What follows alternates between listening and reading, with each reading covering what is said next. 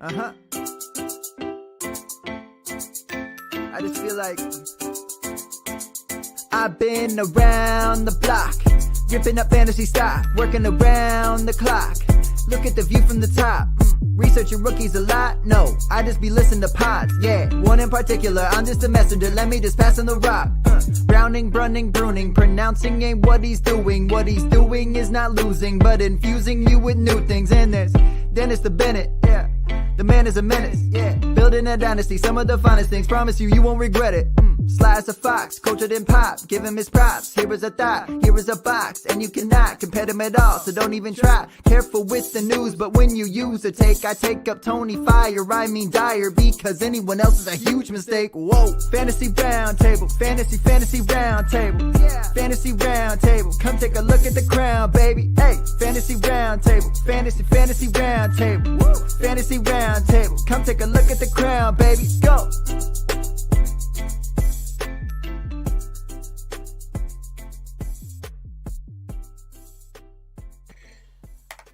Well, welcome to the Fantasy Football Roundtable podcast. We are back post-Thanksgiving. Matt will hopefully join us in a little bit. He's still recovering from the weekend losses and revelry. I am obviously in a different location. I managed to still find a blank white room.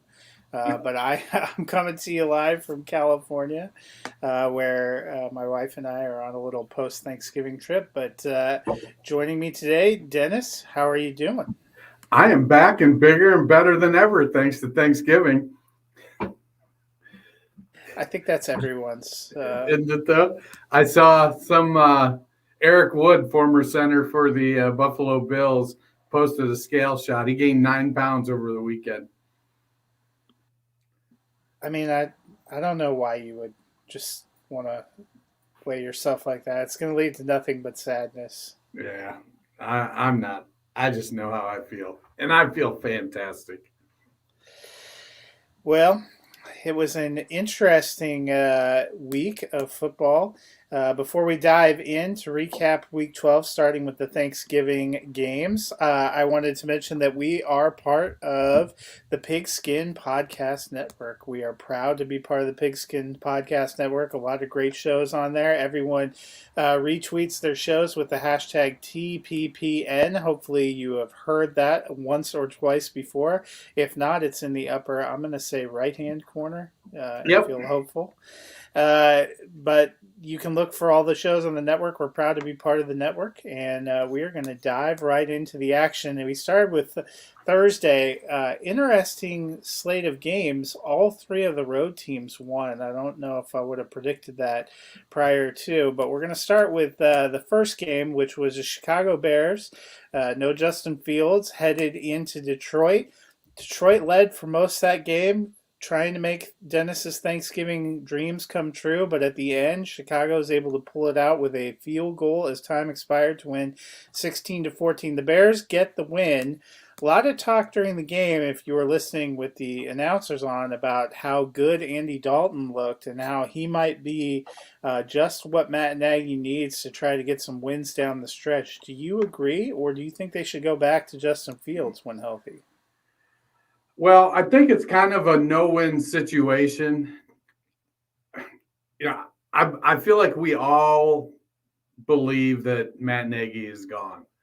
So he can play Dalton, who has a lower ceiling, might be better this year, or he can play Fields so he can develop. Either way, I don't think it matters for Nagy's job.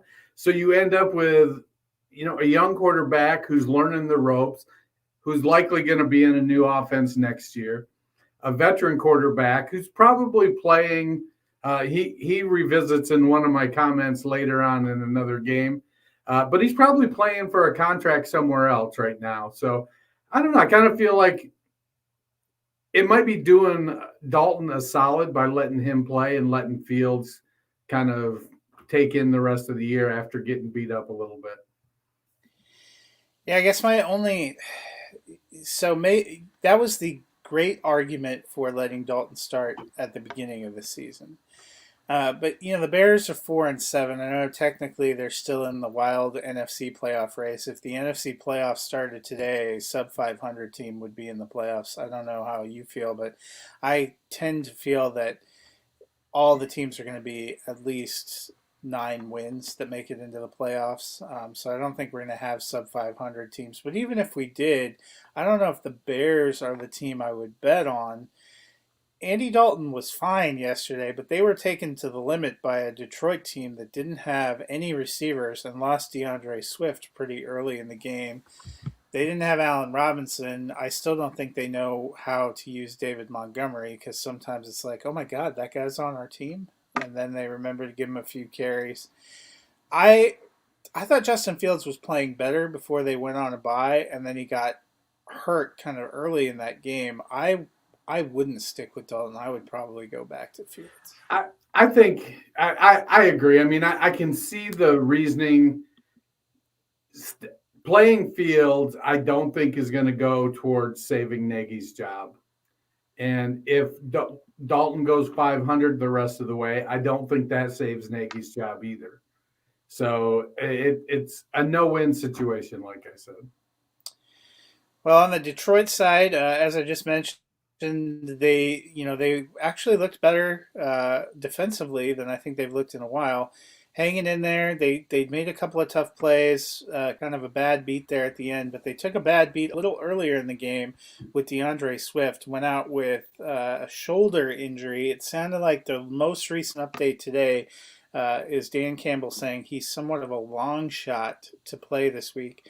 Jamal Williams, who they signed in the offseason, took over for him. If Swift misses time, are you interested in Jamal Williams in your fantasy lineup?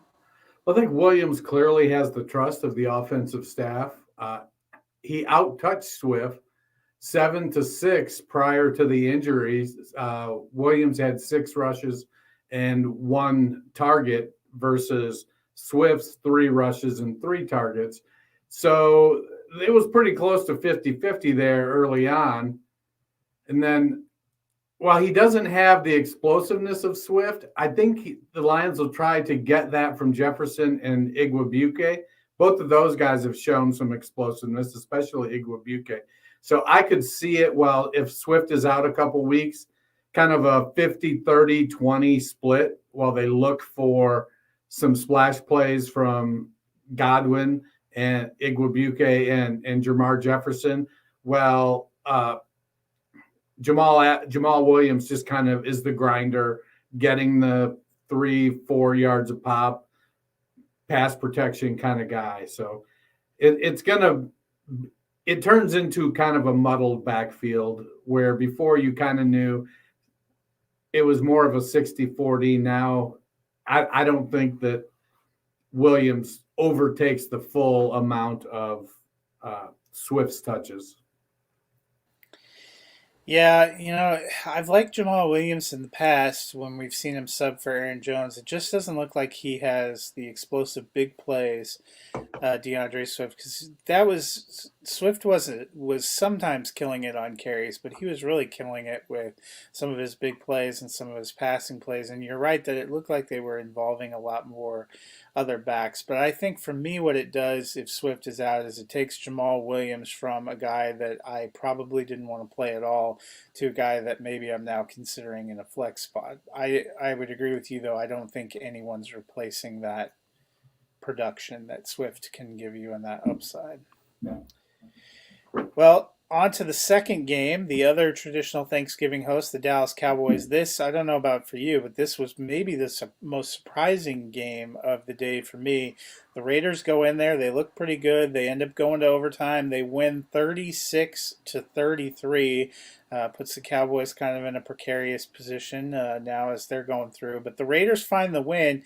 Bryan Edwards, a relative non-factor. He had 0 targets against Cincinnati in Week 11. Only 1 target in a game where Derek Carr threw for more than 350 yards and the Raiders put up 36 points. Are you losing faith that Edwards is ever going to be a thing? Man, you cut me deep with this one. I love me some Bryan Edwards coming in. I think clearly it throws cold water on the early breakout age stands mean, I suppose he's probably an outlier there to date with not performing well with an early breakout age in college. I think the only hope I can hold on to is that the new coaching staff can figure out how to get him the ball more consistently.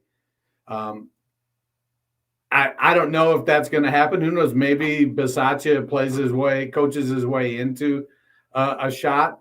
I don't know if that's really the way to go, but they're going to keep Carr, and I don't know that the offense will change that much with Carr and Jacobs and Waller.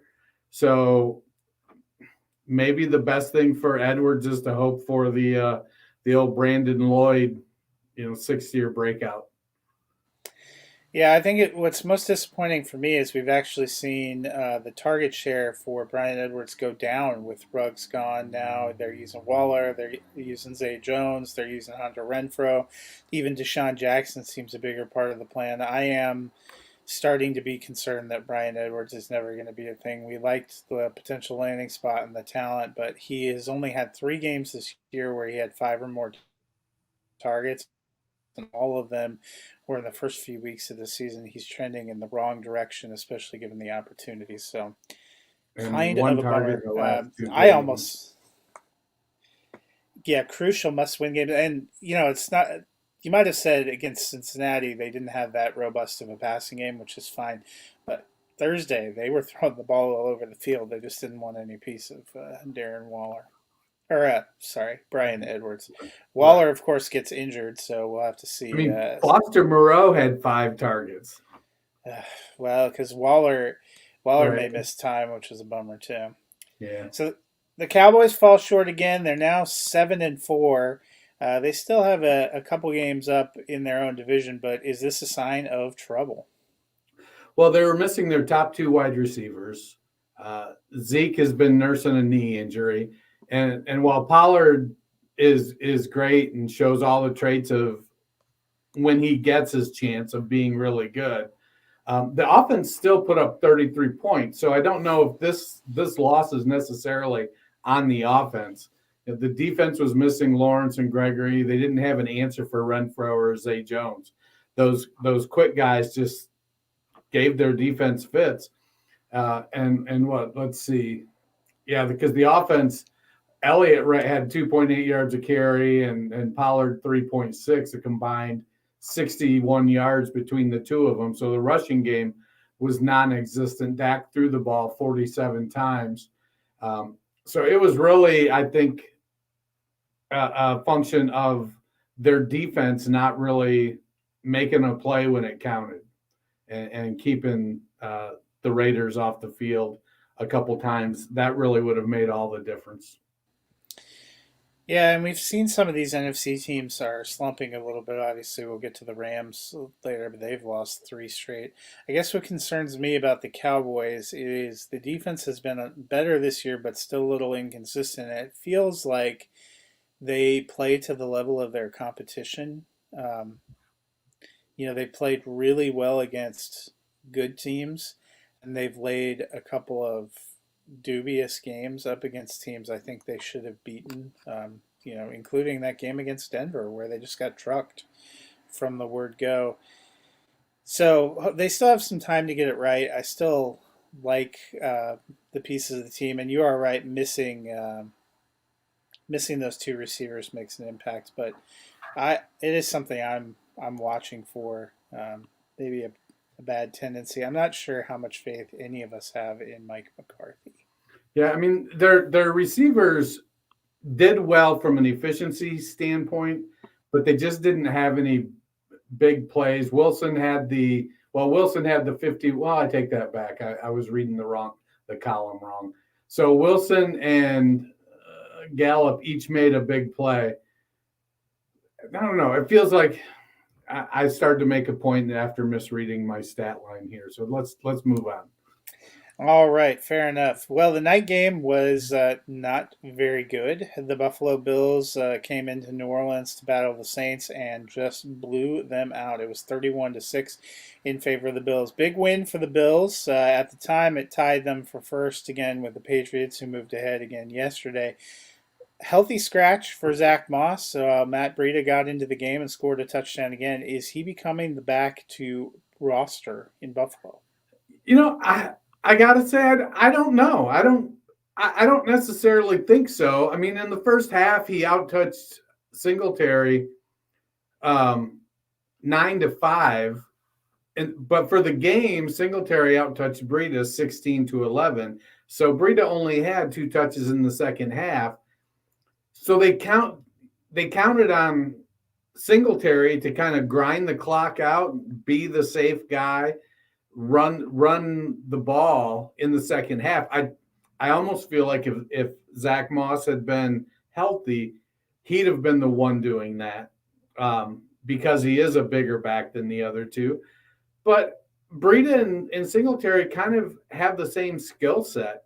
Breida might be just a tad faster, but they kind of, that's why it was weird for me that they kept the two of them active, because Moss's game is different from them. And so was there, it seems like they felt like it was going to be a close game, because I think if they felt like they were going to win this big, if they were going to win by 25 points, I think they might have tried to keep Moss active so he could grind it out some. It just feels like Moss isn't fitting what they want to do. In his last 3 games that he appeared in, he had 13 carries for 38 yards total.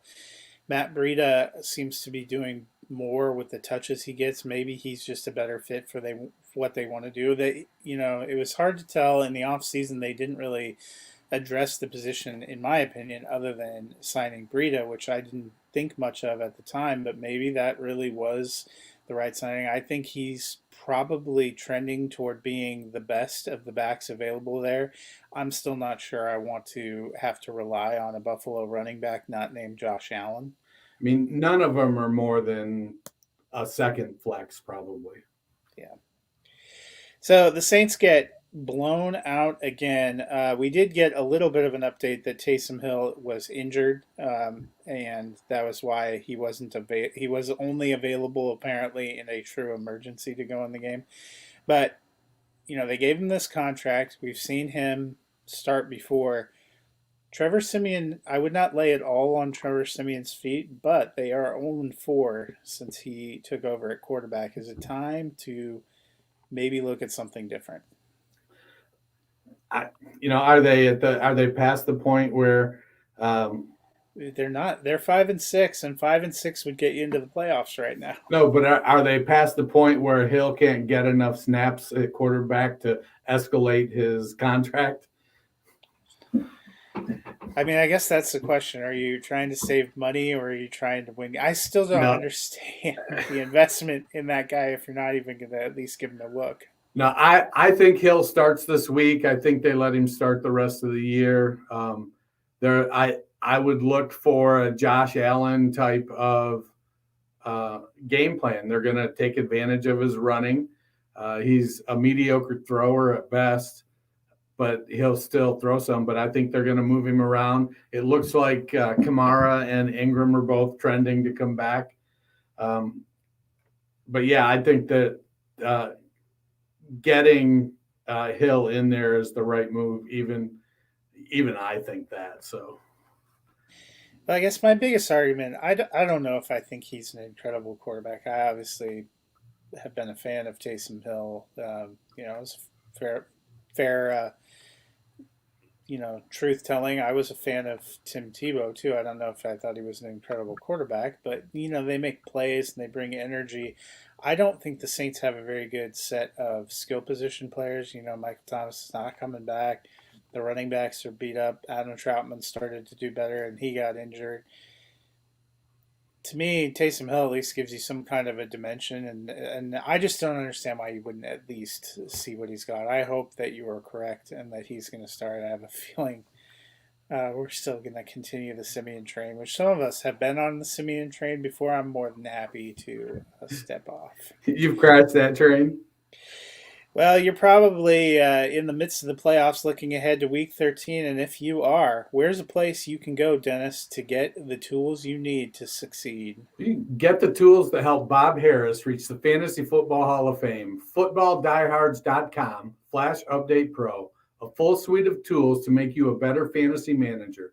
Rankings, configurable cheat sheets, mock drafts, consistency tools, target distribution, snap count, and so much more. Use code ROUNDTABLE, all one word, for an additional 15% off the already low price of $24. We're at that point in the season. There's 3 games left in the fantasy regular season. If you're like me, you've got a significant 2 weeks. I think so. Most should start Yeah. week 15 because you don't That's play right. last week of playoffs. So you need to make those moves. I've got a bunch of 5 and 6 and 6 and 5 teams that I'm trying to squeak into the playoffs because this year feels like with the amount of variance and injuries, anything can happen. You just need to get the invite.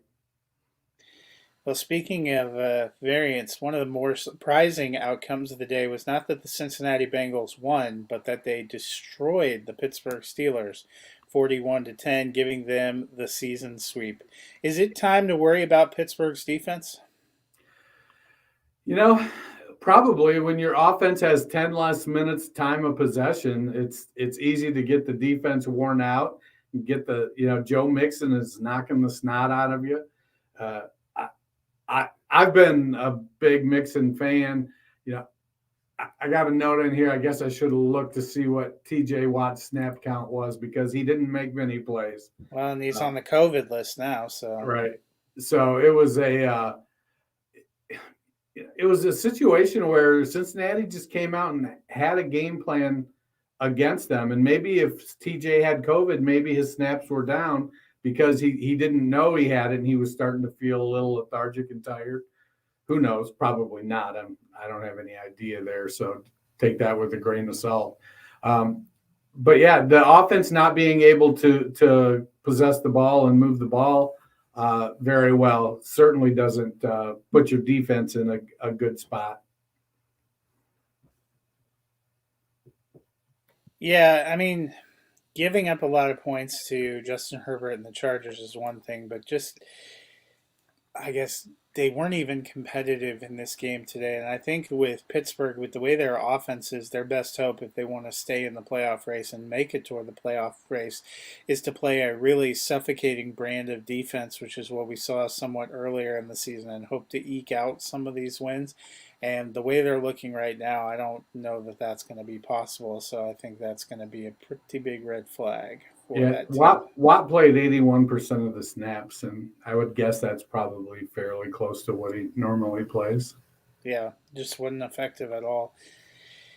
So a big win for the Bengals. A nice day for T. Higgins. Saw 8 targets, caught 6 balls for 114 yards and a touchdown. How do we feel about T. Higgins moving forward?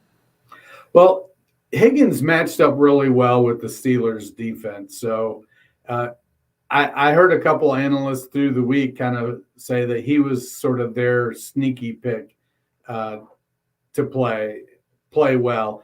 He's a good wide receiver, and he plays well. And I still, coming into the year, I felt like Chase would eventually take over. I didn't realize it would be at the beginning of the year. But Higgins is making a comeback. He's playing really well. He's getting the job done. He catches the ball. He's a big red zone target.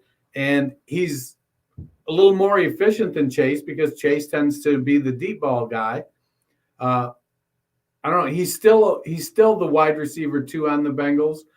But what we got yesterday was a look at what his ceiling is. And a lot of times you're playing for ceiling in fantasy. And when you can get ceiling like that, 6 catches, 114 yards and a touchdown, you'll take that all day, every day. Yeah, I still like T. Higgins. I think he's an underrated dynasty player right now because a lot of people had shifted over to Chase. And while Chase is probably still the number 1, Higgins isn't that far off of what he was doing last year. He's upped his catch percentage from 62 to 63%.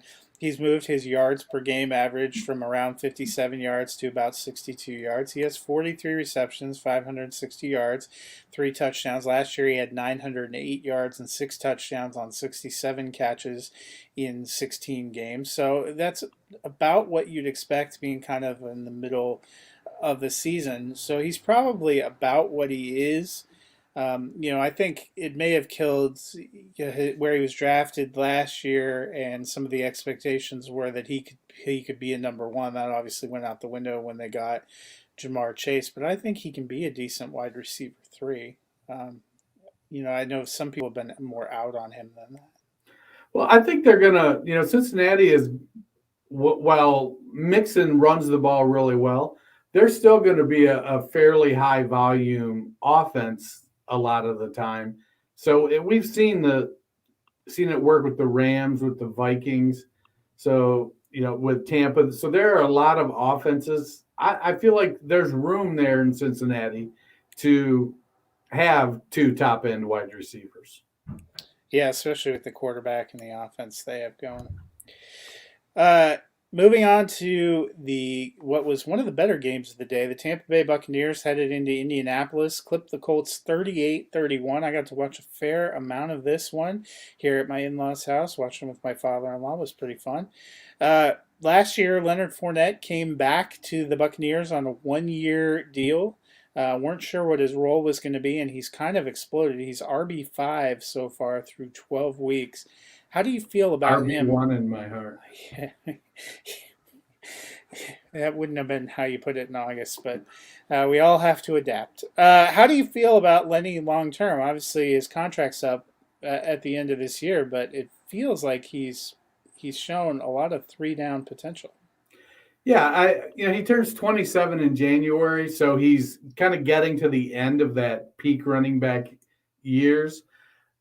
But the run game in Tampa is a complementary aspect. They're a pass-first team, and Fournette will have games where he frustrates you as a fantasy manager, but he fits what this team does, and I wouldn't be surprised to see him re-sign on a 2-year deal that has an out, or a 2-year deal with 2 voidable years. How they've all of a sudden added those voidable years for bonus perspectives that to account for. To spread the bonus out. It's like, oh, we're going to spread your bonus out over 5 years, but it's really a 2-year contract, and we'll take the balloon. It's like a balloon mortgage, I guess is what it is. But I wouldn't be surprised to see them reward him with at least a 2-year contract, especially if Brady maintains he's still going to play 2 or 3 years, and you've got Godwin, you've got Cameron Brate and O.J. Howard and Mike Evans, and maybe Antonio Brown, who knows, maybe Gronk, who knows. But even without Brown and Gronk, they've got a great nucleus and a really strong offensive line.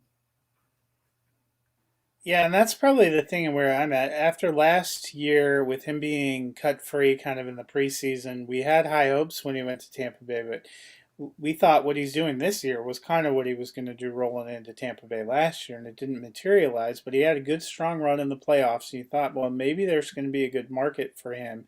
There wasn't much of a running back market in general this offseason. That might have been why he came back. I think if he keeps playing this way, there is going to be something of a market. The cap should go back up a little bit in this offseason. I think it's going to depend on the fit that he gets, but he goes back to being a guy that I'm interested in. And if you're a dynasty owner who's held on to him through all these seasons, you have to be feeling pretty good about that prospect. I'm with you. I kind of hope he stays in Tampa Bay. It seems like a good fit for the offense and the player. I think the one that's probably more likely to move on for sure right now is Ronald Jones, who seems to be getting phased out, although he did get a gift touchdown yesterday when they wanted to give good old 4-touchdown Lenny a break. Yeah, I thought it was funny. I saw a clip of Bruce Arians saying, "You just don't run the ball on us." Indianapolis rushed for 142 yards, the Bears 182, the Dolphins 121, the Patriots 120. I mean, they can be run on. Speaking of running against Tampa Bay, the Colts fall short. They led here for a while, but it became turnover palooza in the second half. Jonathan Taylor, coming into the game, number one running back in all of fantasy, was on a huge tear for over 100 total yards in games. They seem to kind of go away from him. Carson Wentz threw the ball 44 times. They only gave Taylor 16 carries, and many of those came on a late touchdown drive that tied the game where he just tore up the Tampa Bay front. We saw the meme. You've probably seen the guy that was wearing the hat that said "Run the damn ball." Right. Appeared to be a Colts fan. Did the Colts make a mistake not using Taylor more? I mean, in hindsight, sure, you could say yes. But, I mean, he did carry the ball 16 times. He caught 4 or 5 passes. So he had 21 opportunities. It's well, I want to say no, because you've got Michael Pittman Jr., you've got T.Y. Hilton, heck, Jack Doyle looked great. You've got Naheem Hines. So there's other weapons. So you don't want to set yourself up where they can just key on one player. But he did perform, and I guess it's rightfully you can say they probably should have given him 20 carries at least. Hindsight's 2020. I'm not gonna sit here and totally trash it because they lost on a late field, or they lost on that late touchdown. But it was. I mean, maybe, probably. I'm going to say the part of it that, as somebody who watched most all this game, that was frustrating to me is the Colts came out pretty on fire early, and I get the strategy of not trying to just run up the middle against Tampa Bay to throwing your way out of it. We saw Dallas do that and be successful. We've seen other teams. Secondary is not their best friend. Once the Colts got up, I think at one point they were up 21-3. That's where I think they should have mixed in more Jonathan Taylor, who was starting to have success as that line was just starting to move Tampa Bay's line and wear them out.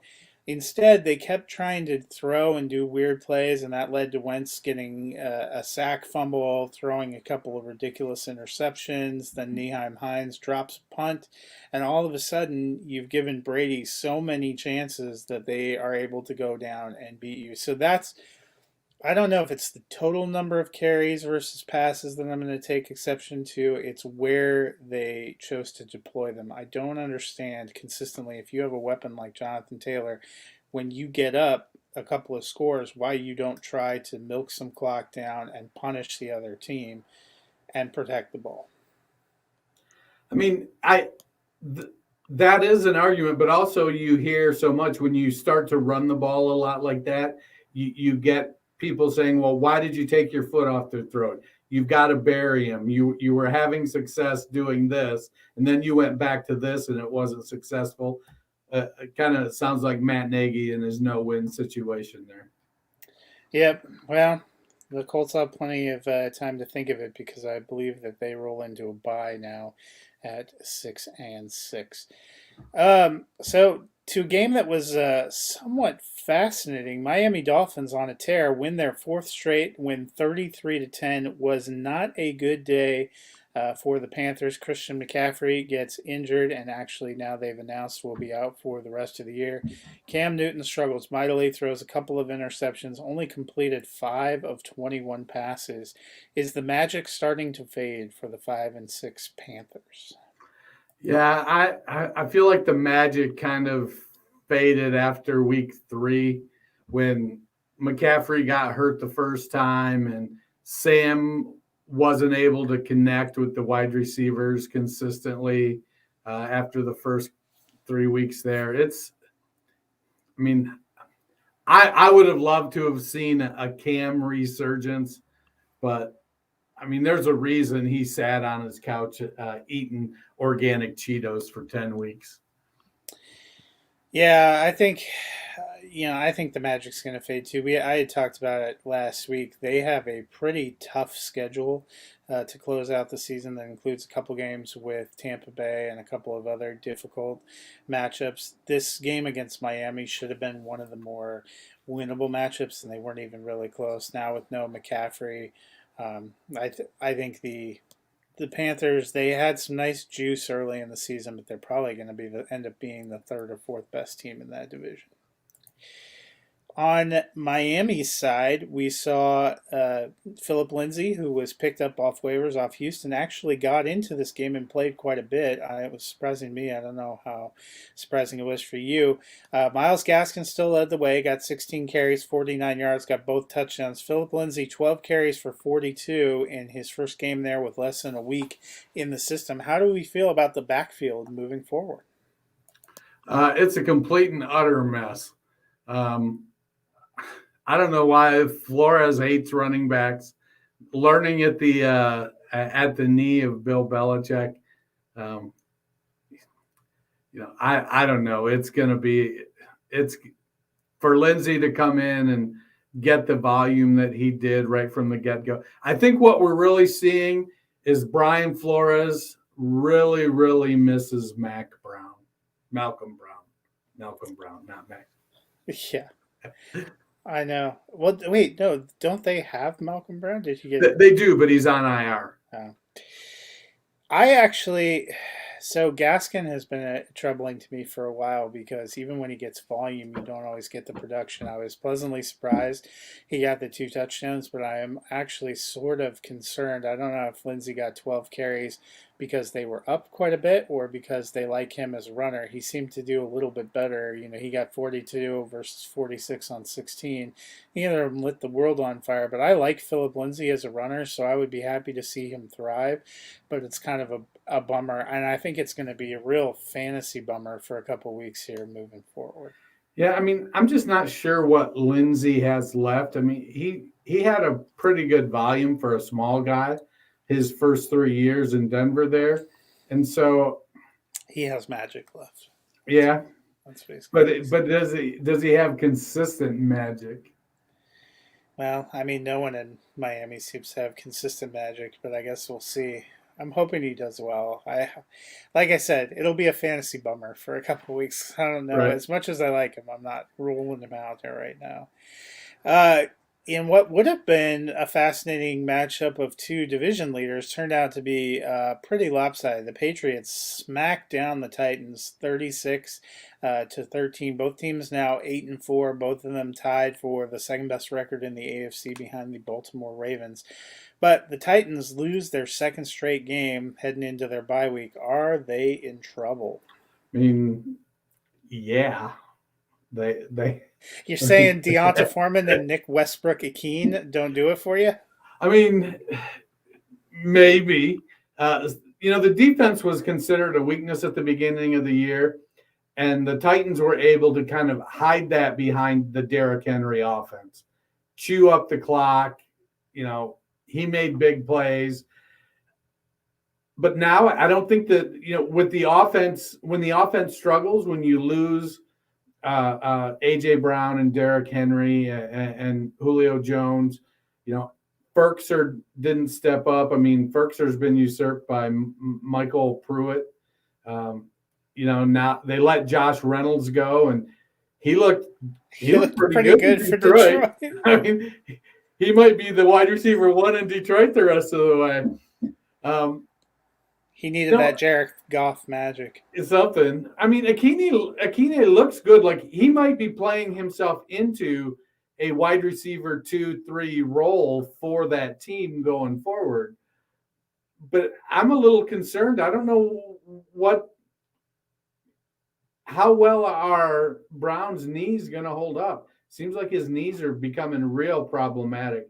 And as talented as he is, if you're not on the field, it becomes an issue. So I just don't think that offense has the firepower anymore. They need to retool. But what I think Tannehill's 34, 35, maybe even 36. So they're kind of getting to the end of the road with him. I think this was the year. I think they kind of pushed all their chips in. We're going to ride the Derrick Henry train. But while both teams are 8-4, they're definitely moving in opposite directions. Yeah, and I think that's the thing. We talked about the Titans preseason being one of the thinnest teams in terms of elite skill position players. They got that trade for Julio Jones, which looks like it was going to bail him out, but they haven't really gotten anything from him, and he hasn't really been able to be on the field. Brown's not on the field. They really built this team around Derrick Henry, and they have not been the same with him gone. They ran the ball okay this week, but there have been questions about whether Ryan Tannehill is kind of the elite franchise quarterback that can carry a team, and maybe it's not fair to judge him based on this level of skill position players, but he has not been huge. 772 yards, 4 touchdowns, and 6 interceptions the last 4 weeks with Henry out of the lineup. It's just not going to get it done. The Titans are fortunate that they swept the Colts earlier in the season. They have a 2-game lead on them in the division, and they have that tiebreaker, so they may be able to hold on and get a decent seed. Either way, they're probably still getting to the playoffs where they're at now, but I don't think they're the power they look like they were going to be mid-season. Well, for the Patriots side, they get win. And Cedric Boren comes up huge. He was one of 2 receivers they brought in free agency. Saw 6 targets, caught 5 of them for 61 yards and 2 touchdowns. He's been more involved of late. Seems to be developing some chemistry with Mac Jones. How do you feel about Cedric Boren? I mean, I like Bourne, but there's something that doesn't quite move to the next level with him. He's 3rd on the team in targets. Yes, he's leading in yardage and touchdowns for wide receivers through 11 games. He works as the deep threat complement to Jacoby Myers' possession game. I like him in a wide receiver 3-4 role, but he's basically a flex guy when it comes to fantasy, and you hope he has a game like he did yesterday. But I mean, 5 touchdowns. He had 61 yards receiving, and 41 of them were on one play. I don't know how often you can count on 2 touchdowns on 5 catches. So I still think I feel like it's Jacoby Myers is the volume guy you want there. With Bourne and Aguilar, you're kind of flipping a coin which one's gonna be the 2 that week. Yeah, I like him a lot better than Aguilar. I feel more confident in him than Aguilar, and if we all feel more confident in just about anyone with a pulse than N'Keal Harry. I am with you. I still think Jacoby Myers is probably the top receiver there, but Cedric Bourne is slipping into that, kind of deep league flex territory for me. We've seen him now 42 receptions, 623 yards, 5 touchdowns. I mean, he's not blowing anything away, but he seems to be developing some chemistry. And as the Patriots offense has gotten better, and this is his first year there, he seems to be developing into it. I like we've seen them be able to develop some of these receivers that other teams have given up on, or players other teams have given up on. And this looks like it might be a sneaky find. He might be the free agent receiver that's the one that sticks for them. All right, well, this game was a bit depressing. It hurts a lot for me and Matt, who were starting to believe in Jalen Hurts, but the NFC East battle between the Giants and the Eagles was oof. The Giants win 13-7. Jalen Hurts struggled mightily in this one, throwing 3 interceptions. The Eagles managed to get just a single touchdown against the Giants in a game where they had a chance to move back to 500. Does this kill their playoff chances? I don't know. I mean, they still have a shot. It depends on how they can bounce back from this. Hurts has been a guy who's bounced back from adversity, and I think this is he's in a point in the season right now where this is kind of the adversity he's facing. He's kind of been a darling, much like you and Matt. I've been thinking I've been as wrong on Jalen Hurts as I was on AJ Dillon, and now I'm going, well, maybe not. But I still think he gets this year and next year to prove himself. But he definitely has to do better than 14 for 31 for 129 yards. I mean, he had a decent day on the ground, 8 carries for 77 yards. So he still provided that. I think that you're going to need defenses to outsmart him because he isn't, when things break down, he's going to run and he's really good at it. So you've got to bait him into making those interceptable throws. And I think he made those interceptable throws yesterday against the Giants. I still have a little bit of hope. I sure wish some point here soon they start letting Miles Sanders carry the ball into the end zone. Freaking Boston Scott. Again, it's not even Jordan Howard, which would have been at least kind of a fun story. It's Boston Scott. Right. You can understand Jordan Howard. He's 6'1", 230. Boston Scott's 5'8", 205.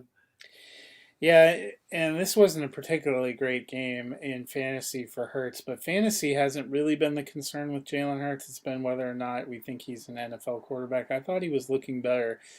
Everybody has a stinker now and again, and maybe that's just this. Maybe we'll find out something was off, but it definitely gives you pause. I thought the Eagles had built up some good momentum, and we're going to get to 6-6, and we're going to be kind of a fun team to watch down the stretch. They still have a decently tough schedule. I don't know that you can choke away winnable games like this. Washington's sort of coming on too. If they get a win tonight, they move into that 5-6 range, and the Eagles have 2 games with Washington. If Washington ends up being the team that's surging, maybe we were right all along. And they end up sneaking backdooring into the playoffs. Somebody's going to backdoor into the playoffs with between 7 or 9 wins. So.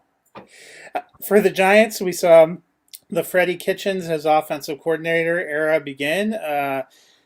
They put up 13 points. They got a touchdown of sorts to a reserve tight end, much to the dismay of everyone who trotted out Kenny Golladay or Evan Ingram or Darius Slayton or Saquon Barkley in the hopes of getting some fantasy points. Or John Ross or Pharoh Cooper or Devontae Booker. What did you think of the Giants' new look offense? Well, I mean, they did score 13 points. Yeah. I don't feel like that's better than what they were getting with Jason Garrett, I have to be honest. No, I think Philadelphia's defense has been playing fairly well. And 13 carries for Saquon Barkley for only 40 yards. I feel like at some point they've got to just say, look, here's 20 carries, go at it. Their opportunity is going to be to continue to build their offensive line. To me, I think that's where they need to put some money in, put some draft picks in, and get the offensive line back together. Yeah, I didn't think the offense was terrible, but I didn't think it was incredible either. I still don't think we learned enough to feel confident about who we might want to start for fantasy either. Well, we're just going to keep the train of exceptional games going and move on down to Jacksonville, where the Atlanta Falcons eked out a 21-14 win over the Jaguars. Try to be still your heart. Cordaro Patterson, another pretty decent day. Is he the fantasy MVP for 2021? Based on ADP, definitely. I mean, he was drafted fairly late, and he's certainly delivering on that. So I'm trying to find. Yeah, here I'll read his stats. He has so far 93 rushes for 411 yards and 4 touchdowns. He's caught 41 passes for 500 yards and 5 touchdowns. So 9 touchdowns combined, 911 combined yards so far. Yeah, I mean, it'll be interesting to see how it plays out over the next couple of years. He has the Derrick Henry size almost. He's probably about 20 pounds lighter than Henry. But maybe Arthur Smith is the right guy to take a big straight line runner like Cordaro Patterson, like Derrick Henry, and build an offense to suit him. I don't know that they're going to ever give Patterson 400 carries like they would Derrick Henry. But I think if they keep using him like he is, they might get a couple more years out of him. Yeah, we thought it was going to be a good opportunity for someone. I thought maybe it would be a good opportunity for Davis, but Patterson seems to be the guy, and he's been like the lone bright spot in that Atlanta Falcons offense. I think he's certainly the fantasy MVP, which is usually the guy that sneaks up out of nowhere and kills it for you. He's been a bankable at least RB2. I actually think he's creeps into RB1 range because of what he's in, especially in PPR, because of what he's doing in the passing game. For the Jaguars, another uninspiring game. Dan Arnold, only one target and gets injured, kind of crushing that hopes there. The leading receiver for the Jaguars ends up being Laquan Treadwell, trying to come back from wherever he's been at. With Dan Arnold seemingly down and out of the picture and uncertainty at receiver, is James Robinson about the only solid fantasy play for this Jaguars offense? I think so. It's a rough spot. J.O. might be worth a shot. James O'Shaughnessy is back. I had to read my note. I thought I'll just abbreviate it. Now I don't know who the fuck I'm talking about. O'Shaughnessy's back, and he was he had 5 targets, 3 catches for 29 yards, and they kind of liked him, I think, early on in the season. And if he hadn't gotten injured, I don't know that they make the move for Arnold, just because he was playing pretty well. Well, I guess they did. Did they make the move for Arnold, or did Carolina make the move for Henderson? Probably. I don't know. It definitely seems like it's worked out better for Jacksonville than it has for Carolina, because I haven't noticed an appreciable uptick in their defense, and then they were able to get Stephon Gilmore, which is probably was fascinating at the time and has become one of the least fascinating. I thought Arnold looked good for a while. The Jacksonville passing game is too much of a whack-a-mole right now. I mean, you had Tavon Austin coming back from the dead, catching a touchdown. Laquan Treadwell getting 4 for 53. I don't know if they remember half the time that Laviska Shenault plays for their team. Marvin Jones is out there trying to do his thing. Their passing game's horrific. I think Robinson really is the only play for me, and I'm not as bullish on him as I once was. I think he's maybe low-end RB2, maybe high-end flex territory, because he's not even consistently getting touchdown shots or passing game work. So you kind of have to rely. He had 86 yards rushing, which is decent, but he didn't get any touchdowns, only had a couple of receptions. So he's more in that probably 8 to 12 point range than where we saw last year when he, was in the 15 to 20 point range. Laviska did lead him in targets. He had 9 targets yesterday. I mean, it resulted in 33 yards. Yeah. 5 catches for 33 yards. I mean, I think he might be second in the ADOT behind Deebo Samuel. The only good news is it sounds like Urban's already made the decision that he wants a different offensive coordinator next year. So, let's hope that comes to pass. Yeah. He's year 1 and already doing the save my ass coaching changes. Well, another exciting morning game yesterday was the 2-8 New York Jets heading into battle of the 2-8 Houston Texans. The battle for the number 2 seed, and the Texans won by losing. Jets come away with the 21-14 victory. Zach Wilson back in the lineup. It wasn't pretty at times, and it wasn't pretty early at all. But what did you think of Wilson's return? I think he needs to learn to check the ball down. He only threw the ball 24 times, 14 completions, but he doesn't use his running backs. That was part of, I guess it would have been nice for him to kind of pick up on that. Joe Flacco was having success using his running backs. Mike White had success using the running backs. Josh Johnson had success using the running backs. And Coleman had 3 targets. Ty Johnson had 1. It was really a situation where if he can add that to his game to go along with his little bit of gunslinger mentality, it's going to really help him out and balance it, especially while the team struggles. I think they were without Corey Davis yesterday. They didn't have Denzel Mims. They had Elijah Moore. Yeah, at least he targeted Elijah Moore 8 times. That's all I'm hoping for now. But I'm with you a little bit. What would be scary to me is we made jokes about it before, but now seeing him come back, he really does look like he's been the third best quarterback to play for the New York Jets this season, and that's got to be a little bit troubling. You thought maybe having some time away where he was healing, watching the way some of the others play. It is unfortunate. There was no Corey Davis available. There was no Michael Carter available. Maybe those guys make a change. They at least won. He got a rushing TD, which makes it look better for fantasy, but it was kind of a ho-hum return, and the Jets don't have an incredibly easy schedule. We'll see. The someone talking about Zach Wilson not being good. Did I jump into the show right at the right time? I just said he sadly still looks like the third best quarterback for the team. Isn't that the truth? Well, another sad team though is the Houston Texans. They were up at one point, did not look good. Aside from Brandon Cooks, is there anyone that we want to play? Anyone that we like in this backfield of Sexy Rexy Burkhead and David Past My Prime Johnson? Well, Johnson and Burkhead make a great two-headed monster if you're in a fantasy rebuild and trying to preserve your draft spot. I don't know. I felt like Johnson was going to have a better year, and I don't know if it was a function of Tyrod just missing that many games, that now they just aren't able to get back on track yet.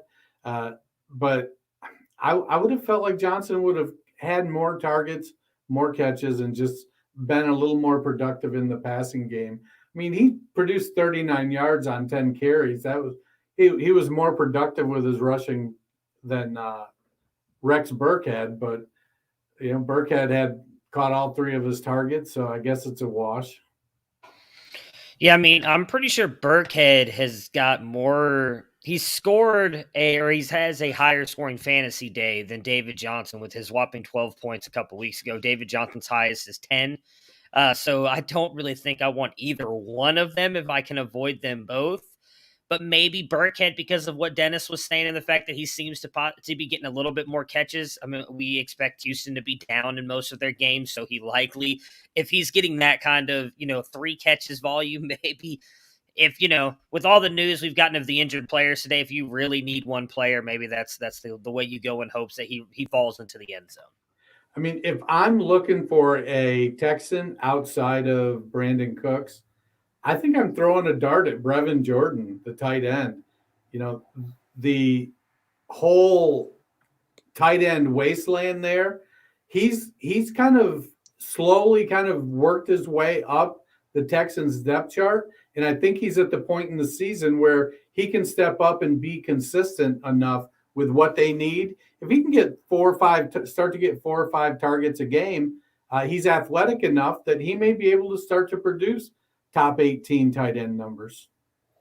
The only thing I was heartened by was that the Texans didn't look like they were trying too hard to win this game, rightly preserving their draft position. I'm not even sure. I always feel that good about Brandon Cooks, but I think if you're in desperation trying to play David Johnson or Rex Burkhead, you've already lost, especially with only 2 weeks to go before. Look, if maybe you pair him with touchdown Lenny. And I'm just saying, then they average 25 points a game. Oh dear. All right. Well, Dennis, tell us what DraftKings has to offer.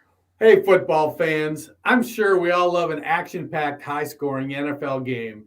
But with the latest no-brainer from DraftKings Sportsbook, an official sports betting partner of the NFL, you'll be a winner once a single point is scored. New customers who bet just $1 on any team to score can win $100 in free bets. It's that simple.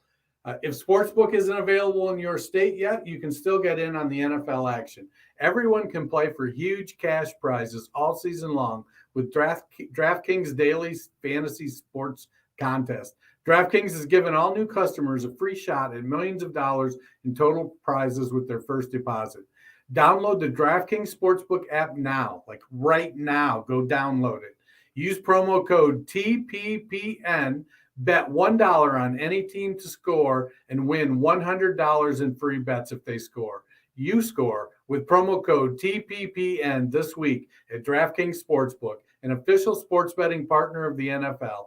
Must be 21 or older, New Jersey, Indiana, or Pennsylvania only. New customers only. Minimum $5 deposit and $1 wager required. One per customer. Restrictions apply. See DraftKings.com/sportsbook for details.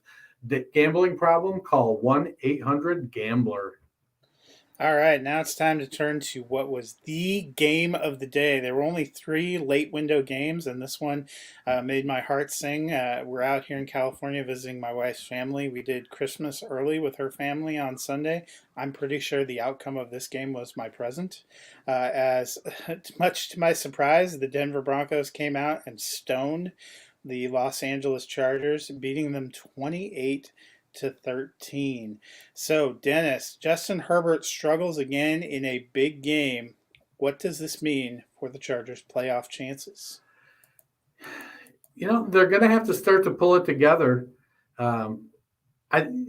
Herbert's experiencing a sophomore slump, I guess is the best way to put it. They've got a new coaching staff. Things were going along swimmingly. You didn't really have to start thinking. Now there's a season and a half of tape on him and a half a season of tape with the new coach. Defenses are making adjustments. He's going to have to make adjustments. Brandon Staley is going to have to make adjustments. I think they're going to be fine. The team has got a lot of firepower, and if they can keep their defense in line, make some crucial stops when they need to, I think the offense will be okay. Yeah, I mean, I'm a little, I shouldn't say upset, a little disappointed in how much he's kind of regressed. I thought he would regress some as in throwing a little bit more interceptions. He didn't have a lot in his rookie season, but it's been a weird year. Again, I talked a little bit about it with you a couple weeks ago, Matt, that I was really all in on the Chargers, and they always seem to give you a reason to doubt that at some point in the season, and they're really giving me reasons to doubt why I picked them to win the AFC West. But I think Herbert has the talent overall to improve it. Maybe he doesn't bounce back to have a huge successful season this year, but next year for sure I think he bounces back. They might be in for a little bit of a ride the rest of the season, unfortunately, especially because of how bad that defense is. I think they're really going to have to rely on him in the back half of the season to bring him back into games. Well, the AFC West is not going to be easy. Chiefs are 7-4. Everyone else is 6-5. They are the only division where every team is over 500. I think, too, watching it for me, one thing that stuck out is we don't talk about the Chargers' offensive line a ton. They weren't very good. Denver was caving them in quite a bit, and they couldn't run the ball. And I think that's probably some of Herbert's issue. He's running for his life, trying to fling it up there. Plus, Patrick Surtain II is incredibly good. Matt, I know you were high on Javonte Williams preseason. I was high on Javonte Williams preseason. He looks like a beast when he touches the ball. Should Denver be giving him the ball more? Yeah, but I don't think they're going to unless Gordon gets hurt. I mean, we know that he's been good. I think every time they've given him the ball, he's it's weird because I don't want to say he's the better back overall, but Melvin Gordon's played a little bit better this year than I expected him to. He hasn't been a nothing in the running attack. That's the reason I thought Javonte was eventually going to take over. Like, Melvin Gordon's actually played pretty well. But yeah, I think at this point in their careers, Javonte is the better running back. But I'm sure they're continuing to give Gordon the balls. It's nice to have that two-headed attack in the backfield. A lot of NFL teams are shifting to that anyways. And the fact that they have so much money tied up in Gordon, they probably don't want to just let him go. So I don't think Javonte really takes over this backfield until next year. I mean, Gordon is earning the touches. It isn't, he's not just being deferred to because he's the veteran. Now, I will say Gordon also, injured his hip and went out, and I saw reports, questionable to return. Minutes later, it's like Gordon is dragging his leg out there. He sees the rookie and knows that if he doesn't get his butt back on the field, he might never see the field again. So, but if Gordon keeps producing, it's going to be this way the rest of the season. It's a down the middle 50-50 split right now. Yeah, and as much as I dislike Melvin Gordon and have mentioned it before, he has played decently when he's not laying the ball on the ground in crucial situations in crucial games. But I think Denver's backfield is a microcosm of the problem for the rest of their team. They have a lot of talented skill position players, and they have a very low volume offense. So for fantasy, it's kind of brutal because you never know which one of their collection of receivers and tight ends is going to have a decent day. Yesterday it was Javonte Williams was their best receiver, and you never know which one of the two backs is going to have the best day. So it's going to be a little bit tough for fantasy. Another big afternoon game down in the Bay of California was big here where I'm at. The San Francisco 49ers hold up and win 34-26 over the Minnesota Vikings, a battle of 5-5 teams that are playoff contenders. The Vikings fall. Cook injured his shoulder. It seemed like it was going to be a long-term injury, but there's Mike Zimmer rolling out saying he's not ruling him out this week. I think if Cook had had his arm amputated, he wouldn't have been ruled out by Mike Zimmer at this point in the week. So we shall see about that. But Dennis, what does this loss mean to the Vikings' playoff chances? You know, Alexander Madison is a good back. He's not Dalvin Cook, but I think this year he's filled in better for Cook than he has in years past. Like last year, I was underwhelmed by him last year. This year, he's come in and he's put up 100-yard games. He's been a much better replacement than last year. I think Kene Nwango is really explosive, and if Cook is out, which it looks like he's going to, they said he tore his labrum as well, so he's going to miss at least a couple weeks. Zimmer did say he did not tear his labrum. All right. But whether he's to be believed or not, that was his. He said he wouldn't address what happened with the shoulder, wouldn't rule him out for this week, wouldn't say if he was going to miss time, but did refute that he tore his labrum. Okay. Wink, I mean, it's what it was. This is like the sixth injury to his shoulder. So yeah, he had shoulders injuries back in college, didn't he? Yeah. So I mean, that's not great. I think the loss it does kind of knock them out. Even though the NFC is a really tight group, the 49ers are right there with them fighting to get one of those playoff spots, and now they just lost the head-to-head with them. So I think it hurts them. And then obviously losing Cook. You know, I agree with Dennis. Madison's not Cook, but if you've got Cook and you were lucky enough to get Madison as the handcuff, I think you're going to be able to play him every week and at least hope for running back two. You know, floor. I got to be honest. I'd rather start Alexander Madison than Chuba Hubbard.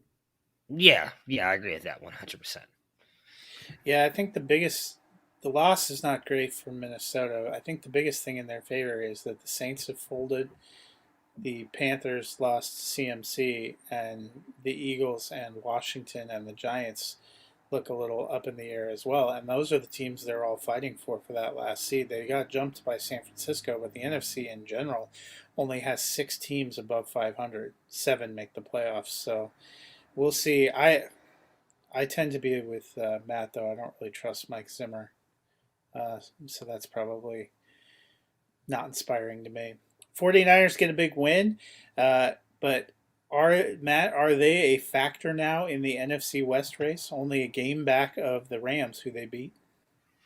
Yeah, I absolutely. They've got a very good defense, and Jimmy G has been playing good. You know, it's something we've talked about a lot recently. I was the guy who really thought Trey Lance was going to kind of take over at some point in time this season. That's not going to happen at all this year because I think they're going to continue to push. They beat...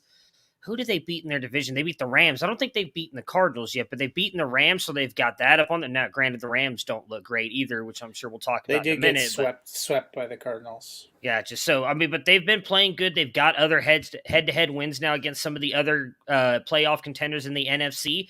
They were a team that I picked to make the playoffs. I believe I had them finishing second in the division when we did our record predictions behind the Rams, so I had winning the division, and even ahead of the Cardinals, who clearly looked like the best team in the division. So, yeah, absolutely. I mean, they've got a very good team. Obviously, Debo possibly missing some time isn't going to be great for them with how good he's been playing, but I definitely think they are real contenders for the NFC playoffs. They're saying 1 to 2 weeks now for lead running back Debo Samuel. Well, with the way Kyle Shenanigans has handled injuries in the past, he says 1 week and then they go out 1 week and then they end up on IR for 3. So I'll believe it when I see him come back, but I do believe he'll miss at least 1 week. Well, I think from Jeff Wilson will step into the running back role alongside of Mitchell there in place of Debo. And Jawan Jennings, former Tennessee Volunteer who has been kind of riding the pine and making his way up the depth chart, has popped off and caught a couple passes this season. I think he's got 2 or 3 touchdowns now on the year. So he might be the guy that steps up opposite of Ayuk. But he may step into Ayuk's current role, and Ayuk may move more into that Debo role because Ayuk kind of has some of that versatility that, while not quite at Debo's level, I think he could do some of the same things that Debo was doing. So they're not totally bereft of weapons if they lose Debo for a couple weeks. And with 27 carries, they're also willing to start to lean on that Shanahan run game too. Yeah, I like what the 49ers have been doing of late. I think they're going to end up making the playoffs. I think it'll be as a wild card. I still think they probably end up finishing third in that division, but that's going to be good enough to get in. As long as you're not the Seahawks, you're probably making it in if you're in the NFC West. Speaking of the NFC West, the Rams, coming off of a bye, having lost 2 straight, headed to Green Bay to battle the Packers and came up just a little bit short, losing 36-28. Dennis, third straight for the Rams. They had decided to go all in on the Super Bowl and acquired Von Miller and Odell Beckham Jr. How do they turn it around? Well, they have to win some games. They getting Beckham, they gave Beckham 10 targets to go along with 10 for Kupp. Van Jefferson had 9 targets. They were kind of inefficient. Beckham only had 50%. Jefferson only 33%. Higbee only caught 1 of 5. So there were some definite issues with converting the targets into catches. But I think they just got to keep doing what they're doing. They've got a good defense. Having Von Miller added to Aaron Donald and Jalen Ramsey, some of they have lost some of their linebacker depth to injuries, but they do need to play more consistently on defense. But it seems like that Detroit we can make fun of Jared Goff and all things that related to Jared Goff. Detroit may have made the right move getting out of the Matt Stafford business based on, chronic back injuries, chronic elbow injuries. Yeah, I mean, there's a lot of people in LA right now saying that Matt Stafford is just a more expensive Jared Goff. I mean, it's not been pretty. He's, excuse me, I think we've seen this, though, from times with Stafford, and Dennis can probably speak to this more than the rest of us. He has these stretches where he's like really amazing, and then he just kind of struggles. Bless you. Thank you. And so I think that's kind of what we're seeing here. I mean, he's dealt with the injuries for a long time. And some of that, too, is I think Robert Woods was such a key part of this offense. And losing him, even though they brought in Odell, you've got to give him time to get some kind of chemistry with Matt Stafford. It's not going to happen overnight. Again, losing a guy like Robert Woods, I think, has been a key part of this offense. And let's be honest, Cam Akers, I mean, Darrell Henderson's been good, but they don't seem to want to rely on him either. They don't really seem to run the ball with him. They seem to want Stafford to pass the ball 40, 50 times. I think they just need to find some balance in the offense, stop passing so much. I know Sean McVay has never seen a pass play he doesn't like, but maybe run the ball a little bit more, let Stafford kind of relax a little bit and build a little bit more off that. Well, let me just say the get-right game is coming because they come home to face the Jacksonville Jaguars this week. But then I think it puts a lot of pressure on the closing stretch of their schedule. Is by no means easy. They are at the Cardinals on the following week. Then they're at the Seahawks. They're home for Baltimore. And then they are at the 49ers. And so those are going to be some tough games to close out. They need to start piling up wins where they can. For the Packers, Dillon, Aaron Jones played on Sunday, but was severely limited. Looked like they decided not to push him too much. But with how A.J. Dillon has looked in the backfield of late, Matt, has he earned a more permanent role, a more permanent split? Yeah, but I don't think they'll do it. And I think he's better than Jamal Williams, but we've also seen this at times when they had the pairing of Jamal and Aaron Jones. There were times that we thought Jamal Williams might actually be better than Aaron Jones before Aaron Jones really just kind of took off, and we were like, okay, Aaron Jones is really the guy. I think Dillon is clearly their future, and they're going to keep him around. He's going to be the guy once Aaron Jones is gone, but what I could see happening is possibly they do lean a little bit more on AJ Dillon for a little bit longer to make sure Jones comes back fully healthy. But once Jones is back and the guy, I still think Jones is the better running back. They paid him. He's going to be the guy, even with as good as Dillon's played. Yeah, they've shown the propensity to use two backs going back to Dillon. They're not afraid to. That's what they want to do. And I think that if it was we're in the first year of a 4-year extension for Aaron Jones. So they're likely to be paired up for the next 4 years while Dillon plays through his rookie contract. But given the coaching staff's history of using two backs, they're going to keep using two backs. I don't think they believe that Aaron Jones can carry the ball 25 times for long stretches. They're okay doing it for a game, maybe two, but then they want to, when we've seen in the past, when they give him those big, heavy workload games, a couple games after, they're kind of dishing it out and sort of, sharing the wealth and getting other people involved, maybe going pass heavy scripts or whatnot. But yeah, Dillon's going to continue to get it. And for every, it's funny because each week lately I'm tweeting out my take about being wrong on A.J. Dillon because he looks like a monster. But then you look at the numbers and it's like 20 carries for 69 yards. Well, okay, he's beating people up to get him, but he's not, usually you look at Aaron Jones and when he gets 20 carries, you're talking about 129 yards. Not 69 yards. And so there's a little bit of difference there. I think they'll keep using two backs. That's just the way they run the offense, though. Yeah, I tend to agree with Matt that I don't think that they're going to give a huge role to Dillon when Jones comes back. I think he's still going to be the primary. That being said, I think they have lofty postseason aspirations, and they will probably continue to mix both of them in there to protect Aaron Jones' longevity and availability for the playoffs. I think it's a little bit better than the beginning of the season where it seemed like Dillon was often a non-factor. I think he's earned at least a few touches, maybe more of a Jamal Williams type role.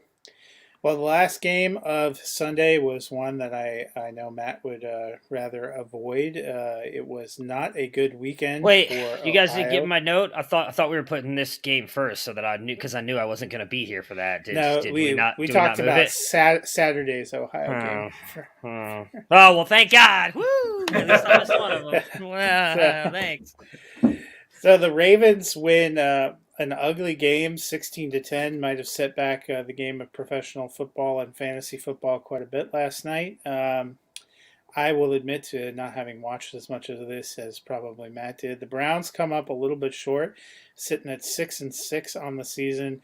Matt, what do you expect from them the rest of the season? Nothing. If I'm being honest, I'll be honest. I did not get to watch all of this game. I spent Sunday was my first day with my family after a very long college football season. So I got back right as the game was kicking off. I watched the first half, some of the third quarter, but I did not watch the fourth. But I think there's plenty of blame to go all around. You have two of the best running backs, in my opinion, in the entire league. They don't ever really seem to get any carries for whatever reason. It's not like that game was out of hand. Lamar turned the ball over 4 times, and yet they're still having Baker with, I'm pretty sure, I don't know how many bones are in the human body, because he's probably broken all but like 6 of them, it seems, at this point. Dude is just 112. Okay, so he's gotten like 107 broken bones, something like that. Like maybe it is time to just put Case Keenum in. I know he's a gamer, and I don't think in any way that's them saying, "Hey Baker, you're not our guy in the future." But he's struggling right now, and I do think a lot of it is the injuries because we've seen him play 10 times better than what he's playing right now. But this team is just not playing well. I mean, Jack Conklin out again, probably out the rest of the year. I believe they were saying it was like a patella injury. So Torn patella tendon. yeah, he's done now. So the offensive line is beat back up again. You just have Jarvis, who's also dealing with a bunch of injuries. You know, Hooper is not at all the guy we thought maybe was going to come over and help that offense. David Njoku's probably not going to be back next year. I mean, this defense has been probably the one thing earlier in the season I was a little bit worried about, has actually stepped up and played really good, and now the offense can't match it. I don't think they're going to make the playoffs, and even if they do, I don't think they make any kind of deep run, unfortunately, and I think it's just a culmination of things. I don't think you can put the blame in any one area. Lastly, I'll say I think some of it's on Stefanski as well. This offense was really good last year, and I think, you know, like Dennis was talking about with Justin Herbert, defenses and defensive coordinators have had a chance to look at it, find ways to kind of scheme for it, and I don't see Stefanski making any kind of adjustments for it either. So I think this is probably kind of like your typical down year with a team like this. I have no doubt they're still a very good team, but there's a lot they need to work on, and I don't know that they're able to improve it all in the bye week this week like they were last year. I mean, coming out of the bye week last year, they turned it on and were like an amazing second half team. I don't think that happens this year. Yeah, I mean, in a 16-10 game, you can't give Kareem Hunt and Nick Chubb a combined 15 carries. I mean, to me, it's simply a case of the coach just out coaching himself. Yeah, and so they're on a bye.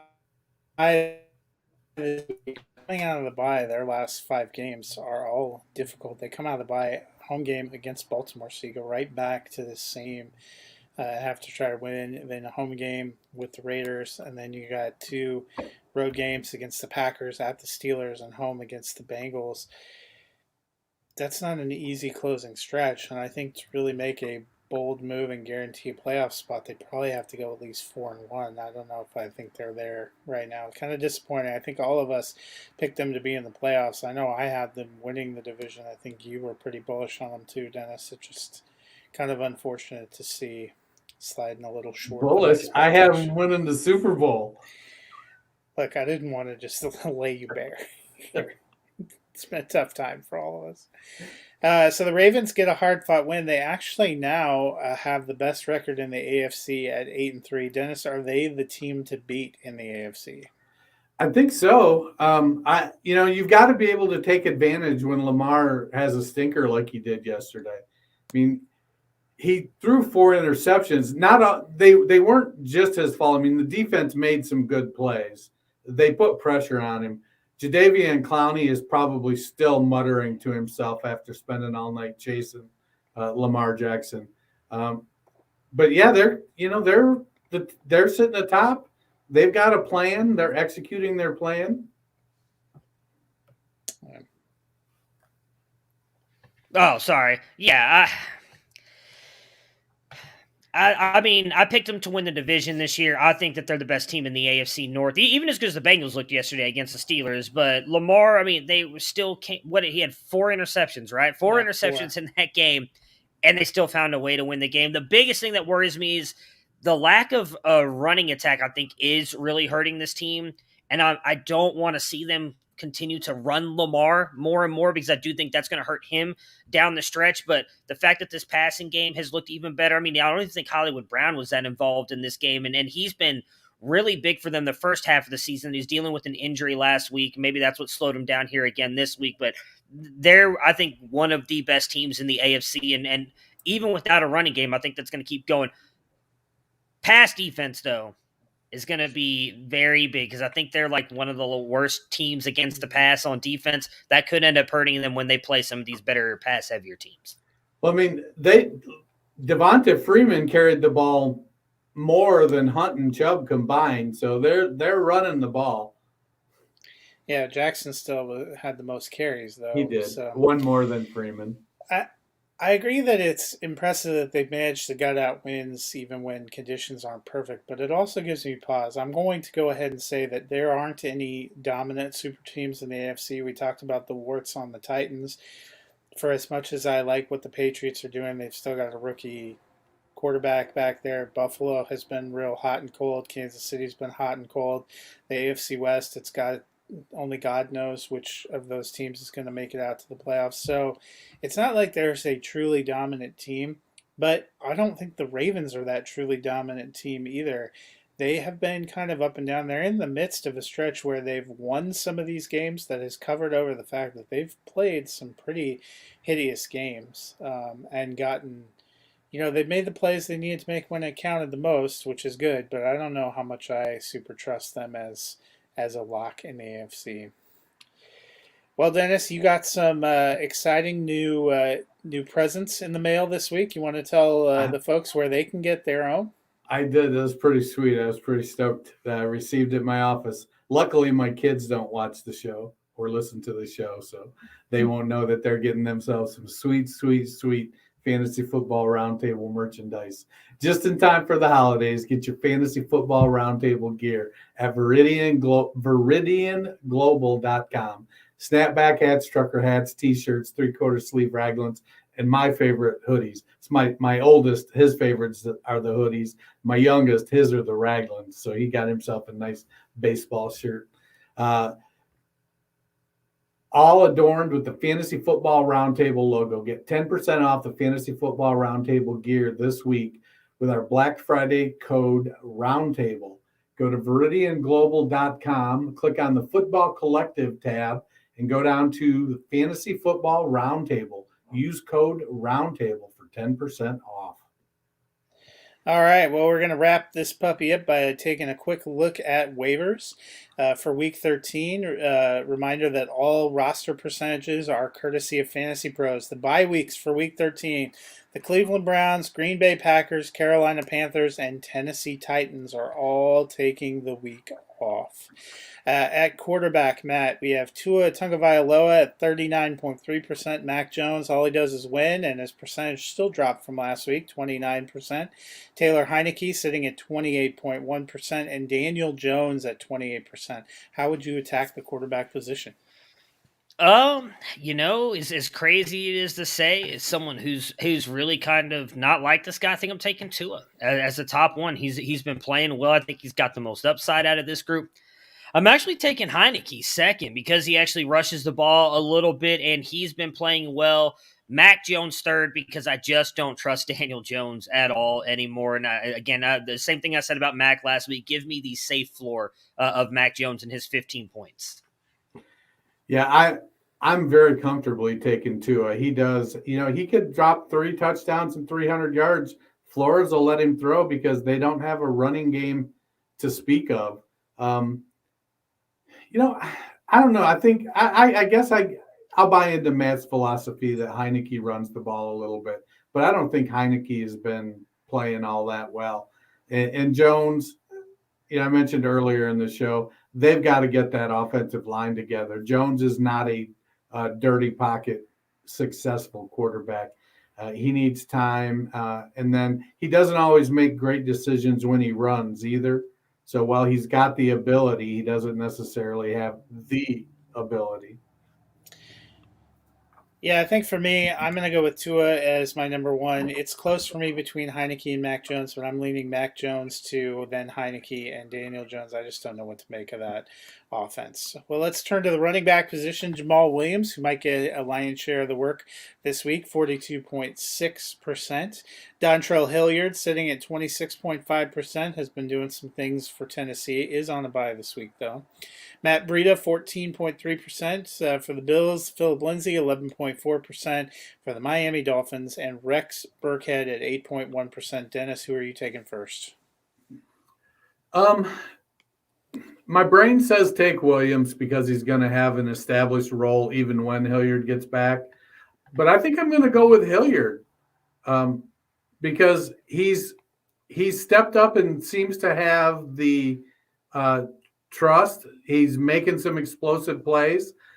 He's definitely splitting the carries pretty evenly with Foreman, but Hilliard is getting the passing game work too, and he doesn't stand to lose any work like Williams will when Swift comes back in a couple weeks. Yeah, Williams would probably be number one, or actually, I think Hilliard would be number one for me. I agree with Dennis there. Then Williams, probably Lindsey, because as much as I think Breida's been doing a good job, and they probably do want to lean on the run more. I don't trust it with the way Josh Allen runs the ball, and the fact that they do have Singletary and Moss, who at times I think could completely nuke his value if they end up leaning on those guys. And it's Burkhead last for me. We talked a little bit about it earlier. I think he's really just that fill-in guy. If you're just really desperate for a running back open, he gets a couple catches and falls in the end zone. Yeah, for me, I'm going Williams first, especially just in case Swift is multi-week. Then I'm actually taking Matt Breida. I think he has jumped the pack there in Buffalo. Then Phillip Lindsay, I liked what he was getting. Then Hilliard for me, and then Rex Burkhead I'm also not high on.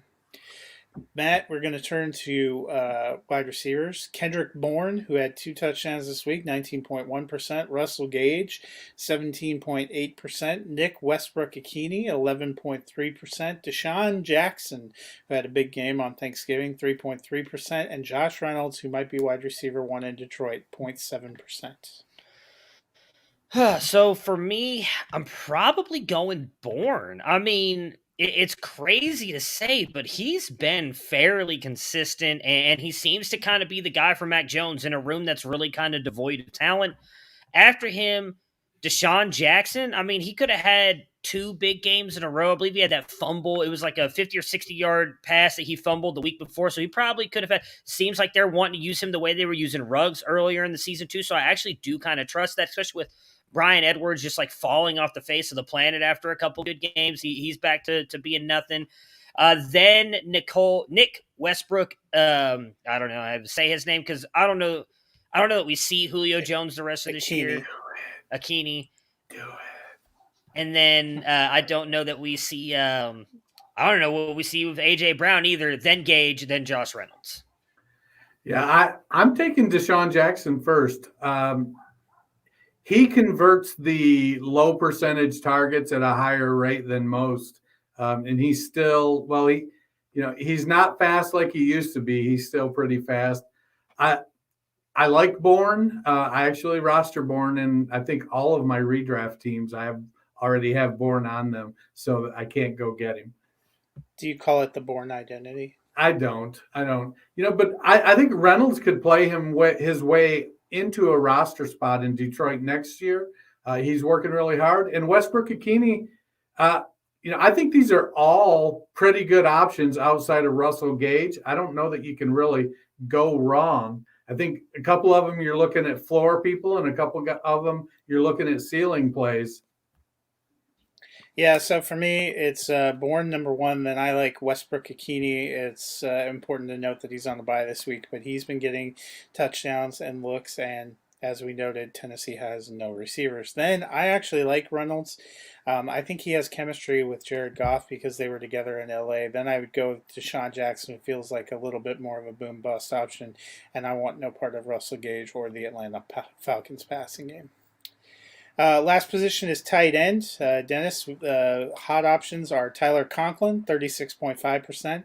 Evan Ingram hanging out there at 32.4%. Cole Kmet, who had another pretty decent game, 18.6%. And Jack Doyle, who was the man on Sunday at 1%. I'm going Kmet, Ingram, Conklin, and Doyle. Conklin, it's a touchdown or 4 points.